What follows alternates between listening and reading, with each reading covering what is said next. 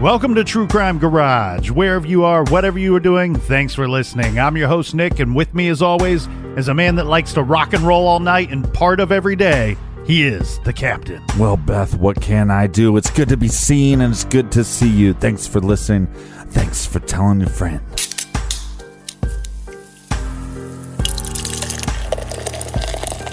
Tonight, the fridge is full with Genesee Beer, Garage Grade 3 out of 5 bottle caps. Genesee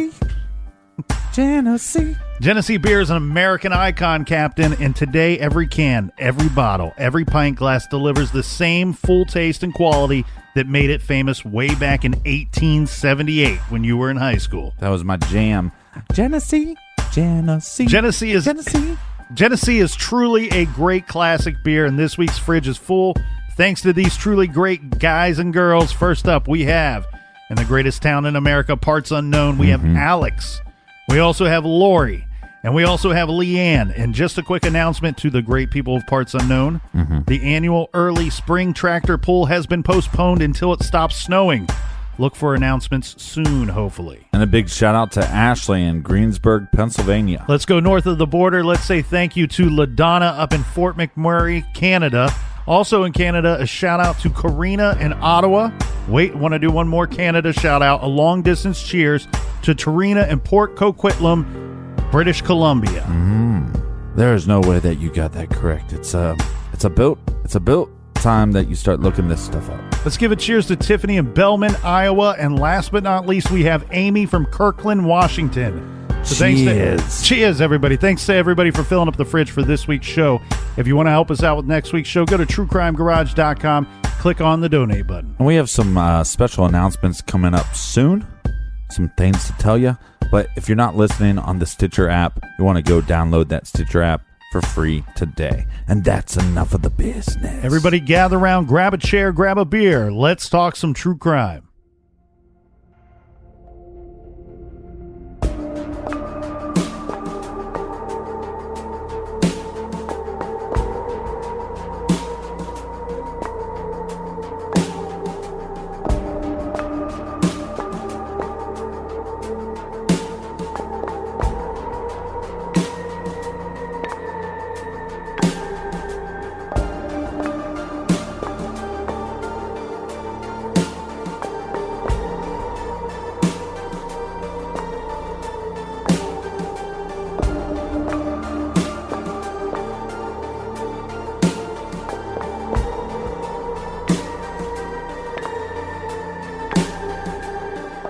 The following is taken from letters to John Paul Fey from Arthur Shawcross, written behind prison walls.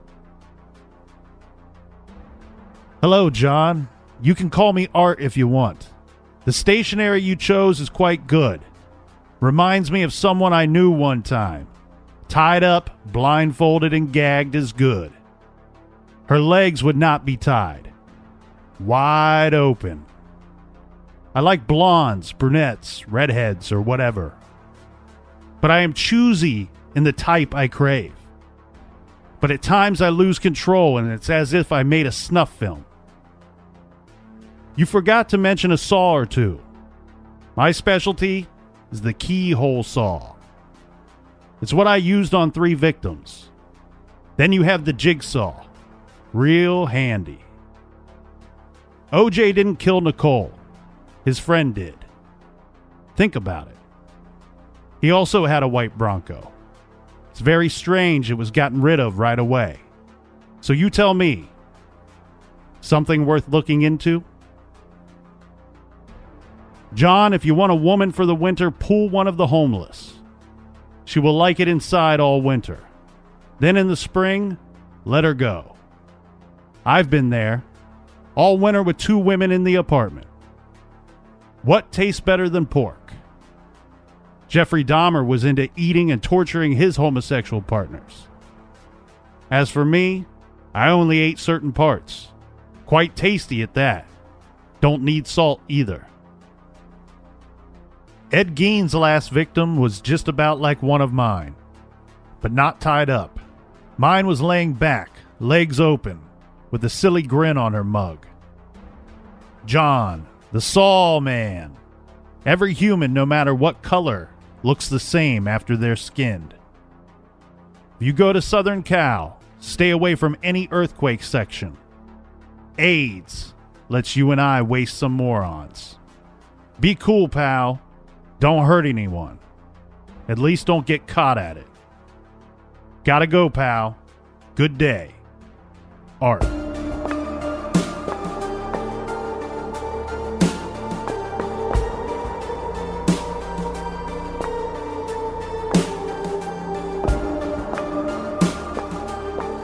Anna Marie Steffen, age 27, was an emaciated sex worker who took to working the streets to support a drug habit. She was last seen alive on Saturday, July 8th, 1989, while walking along Lyle Avenue. Arthur Shawcross had met her by the Princess Restaurant on Lake Avenue, and he walked with her to the back of the YMCA. He then drove her down to the driving park, and during oral sex, he grabbed her throat and strangled her before rolling her body over the edge of the Genesee River Gorge. It is reported that she was frustrated after Arthur could not get an erection after 40 minutes. It's also alleged that she threatened to tell the police that she had seen Arthur Shawcross with Dotsie. Remember, she was the victim that we discussed yesterday. Mm-hmm. Anna Marie's body was found on Sunday, September 11th, 1988. This is by Hector Maldonado, while he was searching for returnable bottles so that he could save up some money to buy cigarettes. The victim was lying on her left side, curled in a semi-fetal position. A pair of Calvin Klein jeans were pulled down around the ankles and turned inside out. A white tank top with red shoulder straps was wrapped around the right wrist, and a clump of hair had been ripped from the skull. The eyes were missing from their sockets. Now, just 3 weeks later, on Saturday, July 29th, 1989, Dorothy Keller, this was supposedly Shawcross's friend, would be his third victim. Now, she was different from the first two in the sense that she was not a sex worker. She was a 58-year-old woman. She was homeless. And Shawcross had met Dorothy when she worked as a waitress in a diner that he had gone to. The two struck up a friendship, which had quickly turned into an affair. On an afternoon, this was on his way to fish in the river. Mm-hmm. He stopped when he saw Keller to speak with her. When she found out where he was going, she asked if he could take her with him, and he agreed. According to Shawcross, they spent the morning fishing and making love until around midday when it started to rain. Now, didn't she live with him at some point? I believe so. There were a couple people that Shawcross had affairs with, or so he would later claim, because we have this individual here that would end up a murder victim. That can't tell us otherwise. Mm-hmm. And one thing that I think that we're going to see here with Shawcross is there seems to be a reason for most of these murders, or at least a reason that he has made up in his mind. You know, either the woman made fun of him or bit him or assaulted him or tried to rob him, and therefore he lost control and decided to kill them. And with Dorothy, the interview that I saw, Arthur was saying that Dorothy lived with him and that he also paid her some weird amount, like $4.32 or something, to clean the apartment. Yeah, he would claim that there was a couple things that sent him into a rage. You know, they're huddling together in this crude shelter that Shawcross put together while it rains out there. And he states that while they're huddling together, they get into some kind of argument. And it starts off with an argument about her stealing money. And then it turns into they're arguing about his relationships that he has with Rose and with Clara. He claimed that she started to threaten him, saying that she was going to tell the other women about their affair. Right. And this is when Arthur Shawcross became angry. He picked up a small log and he beat her on the side of the head until he killed her. Now, he hid her body under a fallen tree, and then he went home. Her body was found on October 21st, but he later told police that at one time he had returned to the spot several months later and removed the skull and dumped it in the river. Yeah, and in the interview I saw, they said, "Oh, how did you, remove the skull?"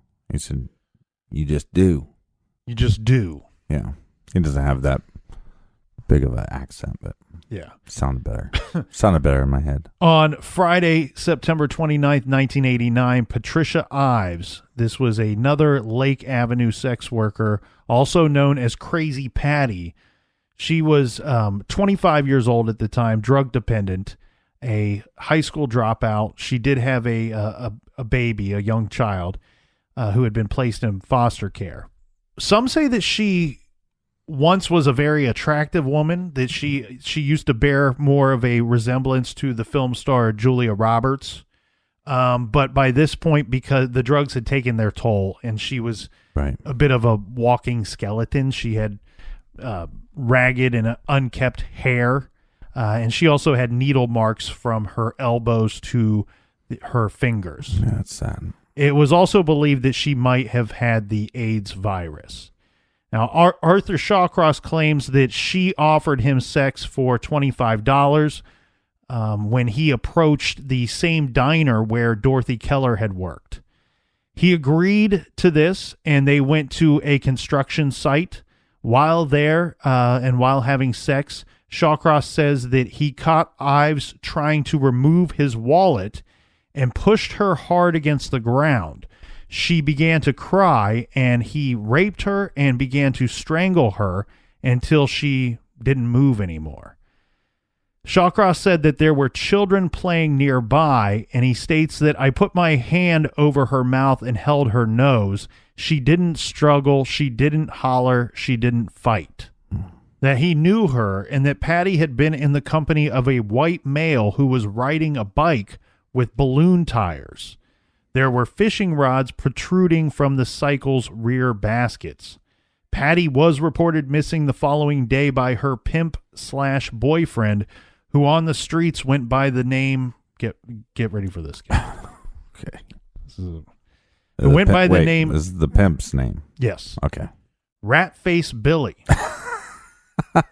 You can't make this stuff up, I'm telling you. Who's your boyfriend? Oh, old rat face. We shouldn't laugh. Patty's body was found by children who were looking for a lost baseball on Friday, October 27th, when they saw a foot sticking out from a pile of flattened cardboard. The corpse was clothed in black pants and a sweatshirt lying face up, and a wedding ring was missing from her finger. There were no shoes or socks on the body, and maggots had devoured most of the flesh. On October 23rd, 1989, June Stott was 30 years old, was the youngest of 8 children. She was homeless. She apparently heard mysterious voices in her head and had been taken to sleeping on Lyle Avenue. Now, she's different in a sense that she's not a sex worker or a drug addict. This is something that you and I have spoke about before on our little show here, our little garage show, that taking care of people that have mental health issues. Yeah, but I mean, I also think we have issues with, trying to take care of, the sex workers. I mean, whether it's, should be legal or shouldn't be legal. I mean, we have to do a better job. Well, I only point that out here because from everything I could gather, it appears that this young woman was simply homeless because of the problems she had, and it wasn't due to drugs or anything of that nature. That she simply needed to be taken care of and didn't have anyone to help her with this. Yeah. Now, Shawcross, this is what we will see time and time again from monsters like Shawcross. They will find somebody. They will come across somebody with, let's say, what he would determine to be a weakness. And he's going to prey upon that person and make them further victimize them because he can. Yeah, and he's going to talk her into going fishing with him, which we know is a bad thing.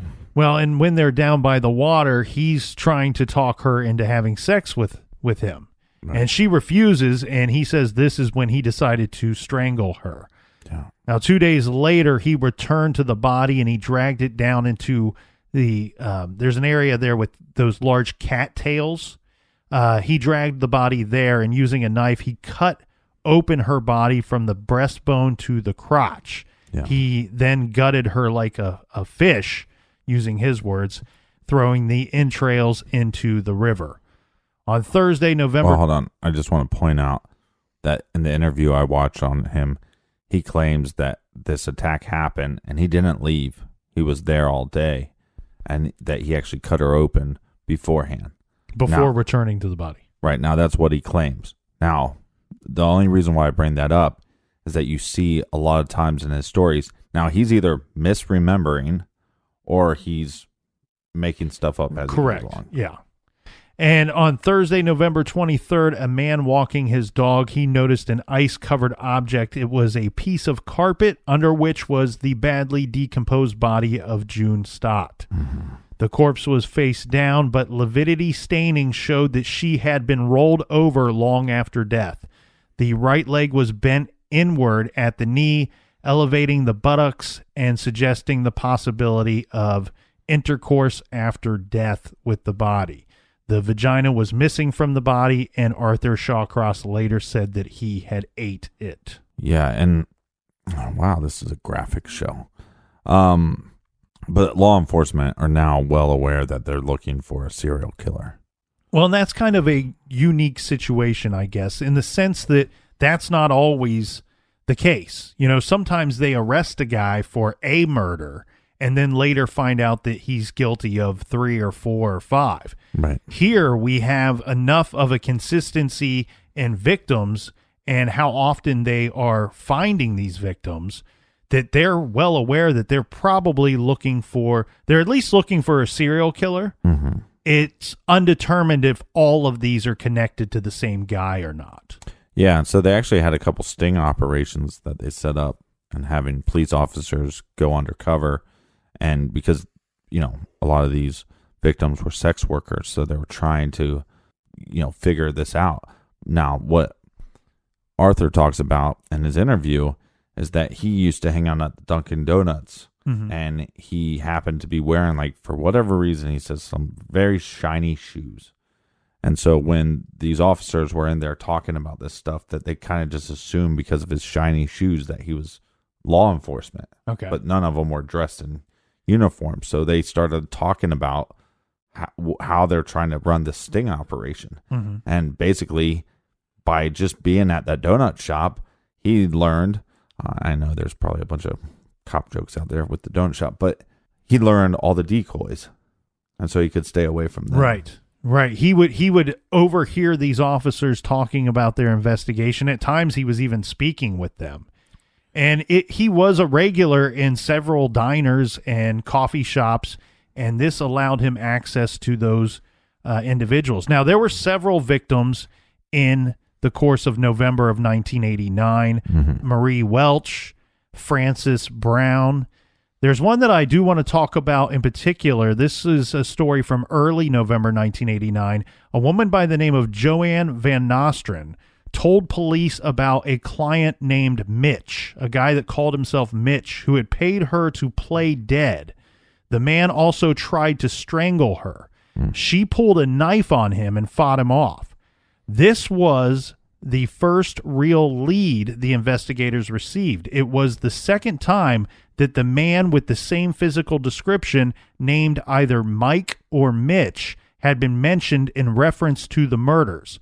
Interviews with many of the Lyle Street sex workers indicated that he was a regular and that he had the reputation of being violent with the women. And Elizabeth Gibson was also one of his victims. Yes, she was last seen working the streets on Lyle Avenue on Saturday, November 25th. Her body was found just 2 days later by a deer hunter walking through the woods. Now, at this crime scene, police discovered tire impressions in the muddy ground, and they also discovered blue paint chips from where a vehicle had scraped a tree. Now, this paint would later be matched to Claire's blue Dodge Omni. This was, of course, a vehicle that Shawcross often borrowed. His ninth victim, or believed to be ninth victim, was Darlene Trippy, aged 32. She was last seen alive by her sister on Friday, December 15th. It wasn't until after his arrest that Shawcross was able to direct police to Darlene's frozen body. I want to point out something, though, here, Captain. We're seeing a frequency to this, aren't we? I mean, we're talking about multiple victims in the same month. Mm-hmm. We're talking about what they would later say probably 11 victims is what we're looking at, is pretty much a certainty. Probably more victims were involved in this series that were not included in his later convictions. Possibly, yeah. But we're seeing what we've seen from time to time before. You know, when we discussed Ted Bundy or the Green River Killer, where you see a guy that has this capability, that has murder on his mind, who appears to almost have spiraled out of control to the point where he's murdering 2-3 people a month. Well, let's talk about how old Noodle Dick is caught. Well, so the investigation kind of works like this. We have most of the victims were sex workers who worked in the red light district of Lake and Lyle Avenues. The women were either strangled or beaten to death, and each was disposed of naked or partially clothed around the city and close to or in water. Most of the victims had debris stuffed into their ears, nose, and other body cavities. Their clothes were often found neatly folded or close to the corpses, which ranged in decomposition from skeletal to preserved. In several instances, the body exhibited signs of having been partially eaten by wild animals or cannibalized by the killer himself. Recognizing these patterns, the Rochester Police doubled the size of its physical crimes unit. Round-the-clock surveillance by Rochester PD Tactical Unit focused attention on the red light district, where many of the victims were last seen to be alive. The services of the FBI profilers were called upon to complete a psychological profile of the serial killer. The successful capture of Arthur J. Shawcross was due to an equal combination of good luck and dogged police work. Ultimately, though, it was the mindset of this psychopath that ultimately sealed his fate. One of Shawcross's last victims was June Cicero. She was aged 34. She was a strong character with a drug habit. She had arrived in Rochester from Brooklyn, New York in 1973, and she had been well known on the streets of Rochester, where she was regarded as something of a mother figure to many of the younger women who operated in the red light district. She was a pistol. Yes. June suddenly disappeared without a trace from the red light district. This was on the late evening of Sunday, December 17th, 1989. Now, where this comes into play here, Captain, is a police helicopter crew spotted her frozen corpse lying in the icy Salmon Creek on Wednesday, January 3rd, 1990. The body was naked except for a white sweater and white socks. Arthur Shawcross was seen standing on a nearby bridge by the same helicopter, and he was seen dropping something into the creek before driving off in the vehicle. It was this incident that would later lead to his arrest. Well, this is kind of confusing. So the body was found on the 3rd, and what we think based off of reports is on the 4th is when they would see him. Because what law enforcement started to understand is whoever is committing these murders is going back to the scene. So he probably dumped her body before the 3rd. She was found on the 3rd. Probably the 4th is when he is caught, which in my reports he's urinating on the bridge. Some have speculated that he was masturbating on the bridge. Well, and I think in regards to that, Captain, they couldn't determine what it was he was doing. I think they could determine that possibly his pants were down or his fly was unzipped. Yeah. And then so I think they ended up pulling him over. Well, what they ultimately end up doing is the vehicle that he is in that night, they're able to trace that vehicle. And they trace that vehicle back to him. In a sense that they connect it to him because it belongs to one of the women that he's seeing. Remember, he's taking turns driving his wife's car and his girlfriend's car from time to time to pick up these women to commit these murders. Well, when they trace this vehicle back to him, it doesn't take long for them to run his background and figure out that this dude has murdered people in the past. He's been convicted of one murder. Right. And what they decide to do is they decide to, okay, he claims that he had no involvement in any of this. However, they're going to give him the night to rest, but they're going to observe him. They're going to surveil him. They're going to keep him under their watchful eye. Early that next morning is when they take him down to the police headquarters. One thing that the detectives that spoke to Arthur Shawcross in his questioning or interrogation, whatever you want to call it, this was not FBI agents. These were local detectives, and they kind of picked up on some personality traits of Arthur Shawcross very quickly into speaking with him. One, they found that he was a talker. That he liked to talk, that he liked to open up. If you kept him comfortable, he would keep speaking to you.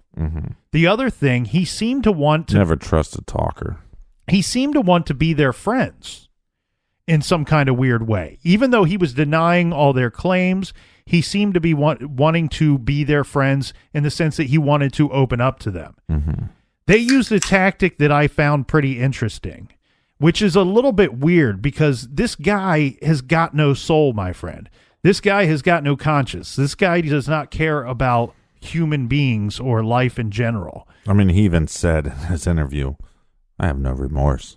Yes. And what they do is they start saying, look, we don't want it. You need to fess up to these murders because we don't want anybody else to get in trouble for this. And what they meant was, okay, you're using your wife's car to commit these murders. You're using your girlfriend's car to commit these murders. Those two, one of those two or both had to know what you were up to. One of those two or both maybe were helping you commit these murders. Yeah, and he simply just said, after hours and hours of them questioning him and things coming at him, is what he said. Yeah. As he just got tired of it, so he just confessed. Yeah, and so he confesses to the murders. Not all of the series that they had at the time. I believe it was 14 or 15 murders in total that they had questioned him about. He would later confess to many of them, actually leading them to a couple of the bodies that had been undiscovered at that time. But it was just in December of 1990 when Arthur Shawcross was convicted of killing 10 women after jurors decided he was sane and deliberated for only 6.5 hours. The judge sentenced him to 25 years for each count, a total of 250 years imprisonment. A few months later, Shawcross was taken to Wayne County and tried for Elizabeth Gibson's murder. Rather than claim insanity this time, he pled guilty and received a further life sentence.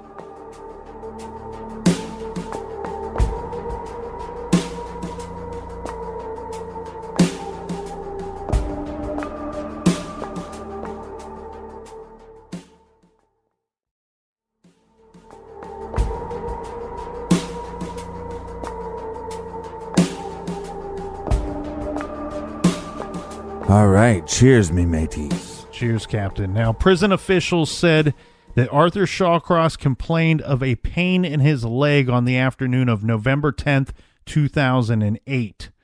He was taken to Albany Medical Center, where he went into cardiac arrest. Arthur Shawcross died that evening at 9:50 p.m.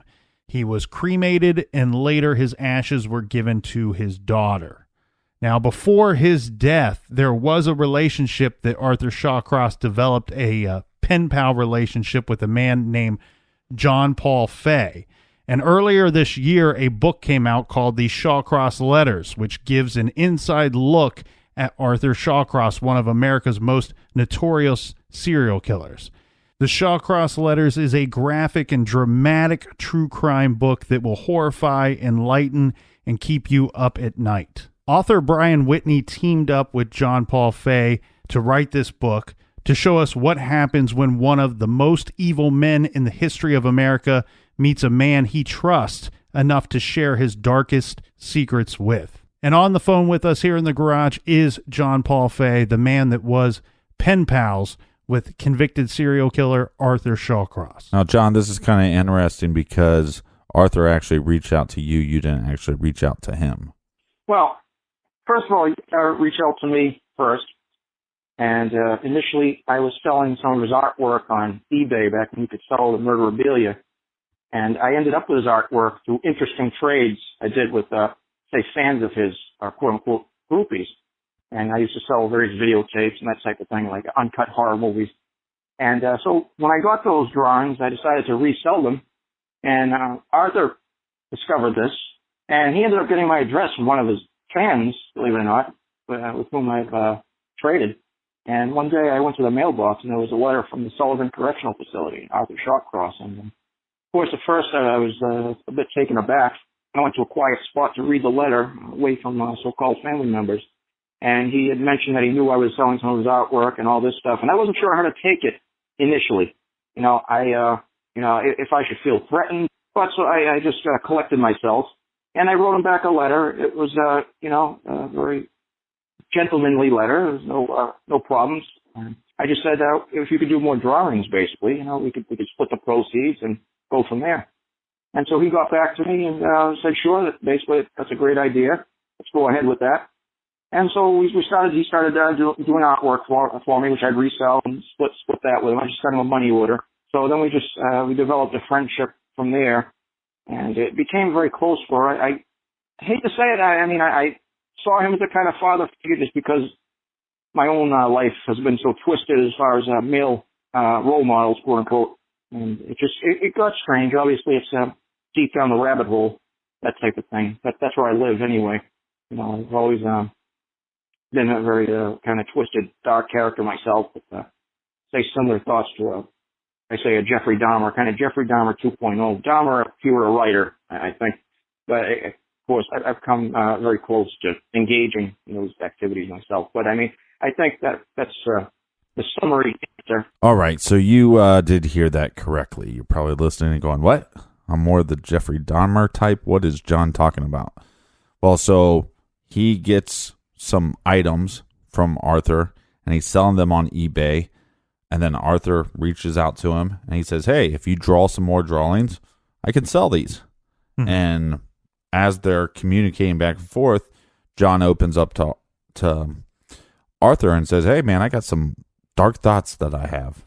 Yeah, it sounds like John, has a troubled past, mm-hmm. a possibly troubled childhood that we can ask more questions about. But this leading to alcoholism, some drug use, and some very dark fantasies, mm-hmm. to which he's going to confide his thoughts and feelings with this monster, Arthur Shawcross, who's reached out to him. So, John, you say that a friendship developed between you and Shawcross. Now, during the course of this friendship, in the beginning stages, was it simply just business as usual for Shawcross, or was he trying to manipulate you or use you in any way? No, I never felt manipulated. It was part business and part friendly. Once he figured out what type of person I was, and I did explain that to him in the letter, that I really am in a kind of similar position psychologically, then he loosened up and he got very friendly after that. Long after I stopped selling his artwork because eBay banned it, we were still getting along, and even that was before we got into the book too. There was a period there where we just there was a letter about every 2 weeks, and he didn't present himself as a celebrity. He was just like a friend. We just got into some strange topics in regard to cannibalism and murder and all that fun stuff. I guess. I don't see eye to eye with him on everything, and I don't necessarily agree on what he did, but I certainly understand it. As far as identifying with serial killers, it would be more along the lines of a Dahmer, where they say killing for company, that type of thing. Arthur Shawcross himself, I consider more of a destroyer. He was more like a kind of a human terminator, as I put it. For some reason, we did hit it off. It was beyond, way beyond the business. That was actually a small portion of it, of our relationship. Just like two friends talking and over beer or something like that. Well, John, I think me and the Colonel have different conversations than you and Arthur had. John, did this ever go beyond just letters? Did you ever go meet him in person? That was kind of a contentious deal there because towards the end of our relationship, because I was supposed to go and meet him up in New York, and I had just come back from Arizona investing in a low budget movie and kind of exhausted my funds, so I was going to take a little while before I could get up there. So when I wrote him telling him I was going to visit, he thought that was going to be right away. So he said, "Well, I thought you said you were going to visit," and he was angry about that. I said, "Well, just give me another month or so to collect my funds."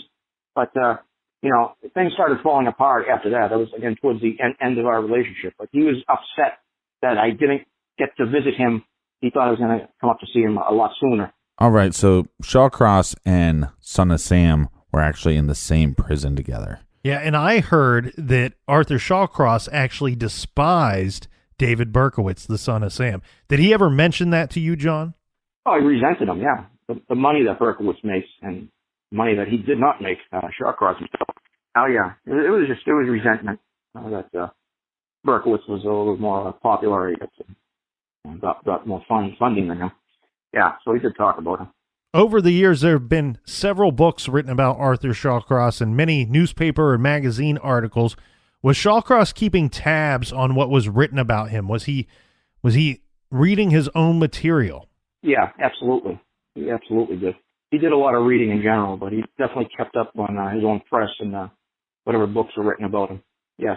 Did Shawcross ever mention the book The Misbegotten Son by Jack Olson? Yeah. I'm remembering now, actually. Yes. He had mentioned Jack Olson several times. Actually, he sent me an envelope, like with Jack Olson's return address on it that Shawcross had signed. So I have an envelope here with Jack Olson's return address on it, believe it or not. Not that I'm thinking of it. John, did Arthur ever ask you about females in your life? Maybe your mother, sister, or girlfriend or somebody? Yeah, once in a while he would ask what was going on in my life as far as females. But he knew for the most part I was isolated. He asked about my cousin Michelle, for instance, and who was actually, for a period there, pregnant at the time, and he would joke about that, say, for instance. He never mentioned my mother or sister or anything, but yeah, definitely, the focus was on my pregnant cousin Michelle at the time, yeah. Did he ever ask you to send him things or pictures of these women? Just a picture of her pregnancy, basically, which he did get a copy of a picture of. A photo of my cousin Michelle showing her belly there at the time. But that was more for comedy's sake, really. Did he ever ask you to send him anything weird or anything that would be considered contraband? He never requested anything. I sent him stuff that they confiscated, but yeah, he never directly requested anything because he knew it would be confiscated. Yeah. All right, so we're not going to ask you about that, but John, after you told Shawcross about some of your darker fantasies, do you feel like he ever tried to manipulate you or send you encrypted messages to kind of point you in the direction or push you over the edge and get you to do some of the horrible things that he has done?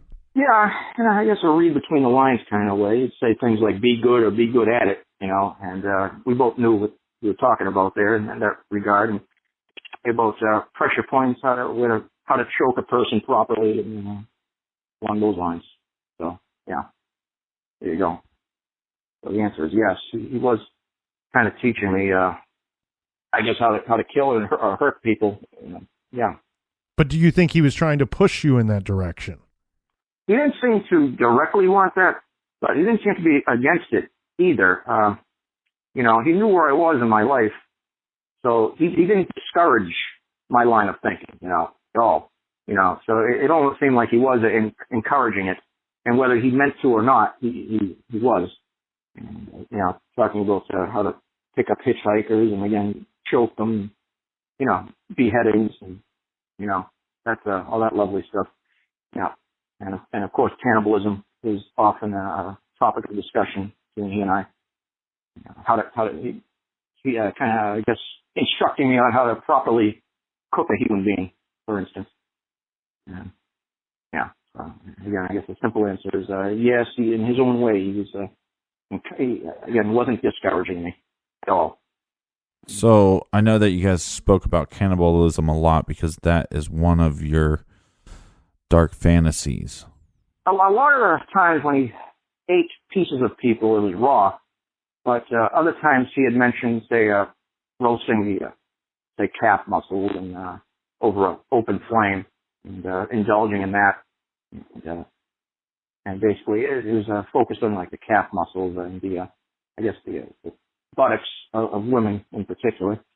And, yeah, so he would, he talked about that quite a bit with me, actually. We went back and forth on that.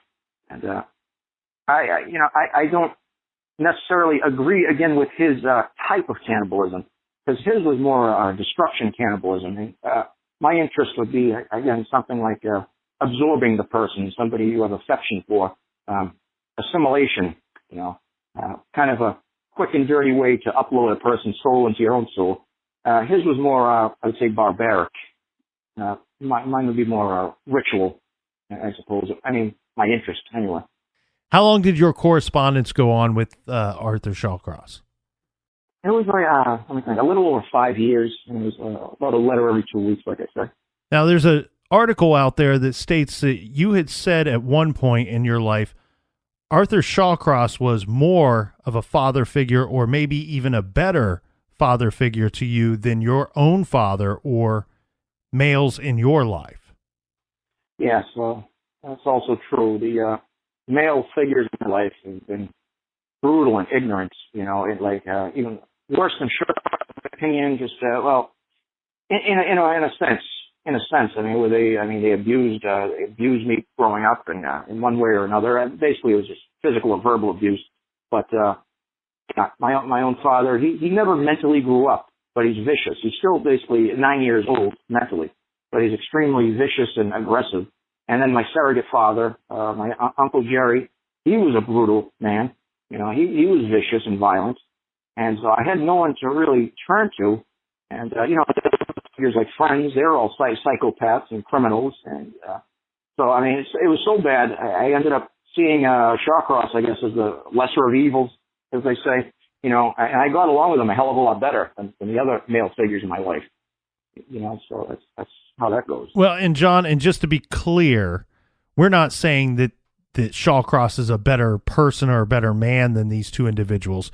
We're just simply saying that your correspondence with him, he treated you with more respect, maybe kindness and friendship than these others have shown you. Yeah, that's exactly it. That's it. That's how bad. That's what I'm saying. That's how bad the other men were. But I had to turn to one of the worst serial killer cannibals this world's ever known. So there you go. It's my life. What did you know about Shawcross before he reached out to you?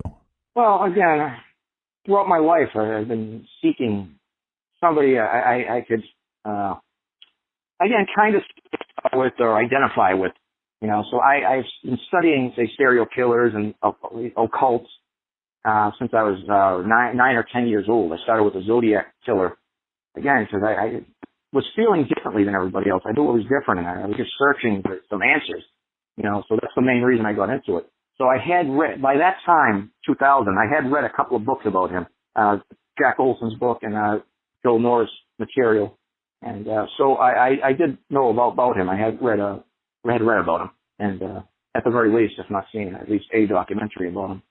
And he discovered you because you were selling things on eBay. Was Shawcross interested in any of your collections? Well, let's see. He was fascinated with the shrunken head collection. Because I would be collecting. I collected shrunken heads, replica shrunken heads. Well, one was made out of a real human skull, apparently. But collecting those, and he was very interested. I don't think he'd be collecting them himself. He didn't seem like much of a collector type, but he was very interested in it and made some about it. But yeah, I used to collect the shrunken heads and mummified heads, replica mummified heads. So I've since sold them, but I'd like to start recollecting at some point.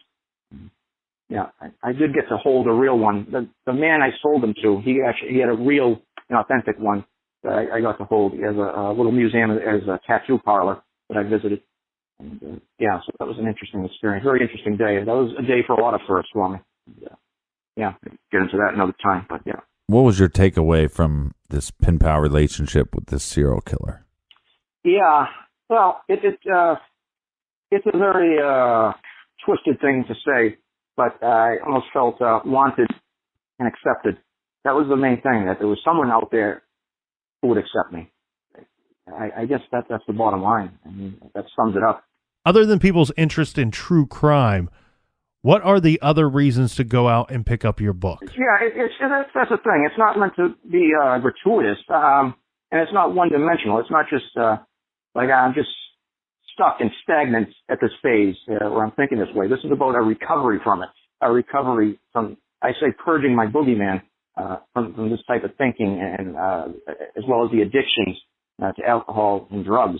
I mean, that's what it's about. It's about coming out on the other side of this at the end of it. And if the thing is, if somebody else is having either these types of thoughts or addictions, the main thing is you have to find someone you trust you could talk to. You got to talk about it. You have to find a therapeutic way to exercise these demons without hurting anybody. That's the main thing. That's what I got to get across. I'm not just sitting here drooling and grinning maniacally. This is about my getting better. You know, that's the point. And I've improved almost 180-degree turn. Almost. Maybe it's 170 or so, but I'm getting there. But yeah, this is really, I've recovered for the most part from that frequency of thought, as I say. But yeah, that's the thing. It's really not meant to be, again, something where I'm reveling in the evil. It's not that at all. You know, because this was therapeutic to write the book. This is a therapy for me. Again, to work out these demons in as diplomatic and healthy a way as I could. You know, that was the main thing. I had to get it out of my system.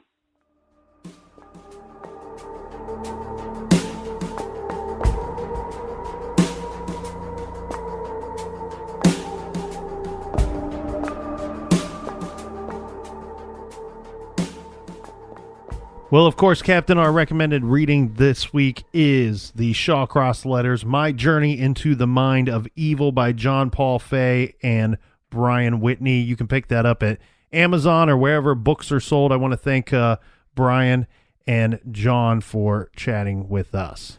And all of our recommended readings are on our website, so check out truecrimegarage.com. Click on the recommended page. And if you're not listening on the Stitcher app, make sure you download it. We'll be announcing something very soon about partnering with them on a cool project. All right. Well, thank you, Captain. Very exciting stuff. And thank you to everybody out there. Until next time, be good, be kind, and don't litter.